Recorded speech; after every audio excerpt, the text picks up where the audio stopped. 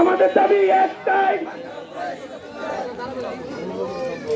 আমাদের দাবি একটাই, কাঞ্চনাপুরে ট্রেন চাই, মেহনতি মানুষের একটাই দাবি, কাঞ্চনাপুরে ইস্তফা চাই, মেহনতি মানুষের একটাই দাবি,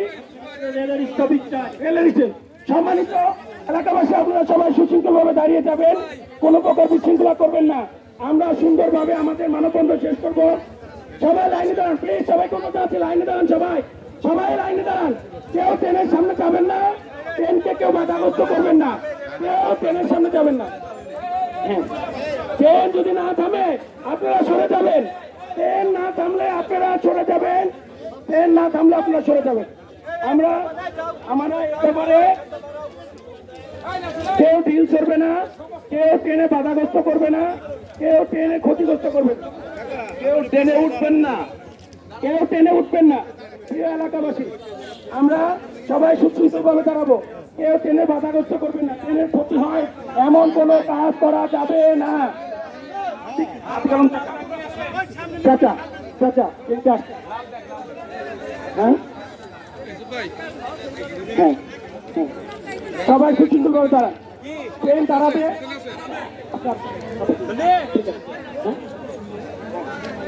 আমরা আমরা আমাদের জোরালো দাবির কথা আমরা তুলে ধরছি, আমরা আমাদের জোরালো দাবির কথা তুলে ধরছি। মাননীয় মন্ত্রী মহোদয় আমাদের দিকে দৃষ্টিপাত দিবেন, আমাদের এই যৌক্তিক দাবিকে আদায়ের ব্যাপারে আমরা গুরুত্বপূর্ণ আমাদের কথাগুলো জানিয়েছি। আমাদের স্থানীয় নেতৃবৃন্দকে আমাদের এই কথাগুলো মন্ত্রী মহোদয়কে জানিয়ে দিবেন, আমাদের এই ট্রেন থামে, আমাদের মেহনতি মানুষ যেন এই সুযোগ সুবিধা ভোগ করে, আমাদের মেহনতি মানুষ আমাদের এই সুযোগ সুবিধা যেন বঞ্চিত না হয়।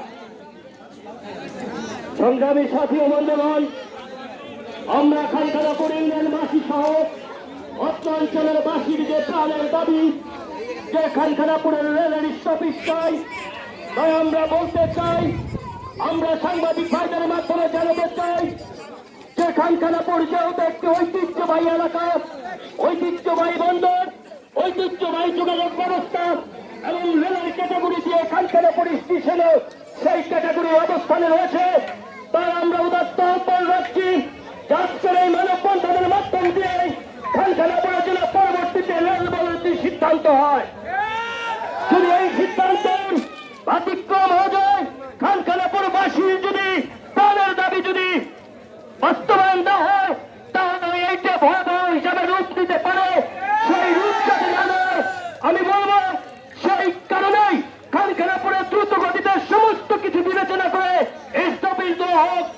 সাথী বন্ধুরা, আমরা যাতে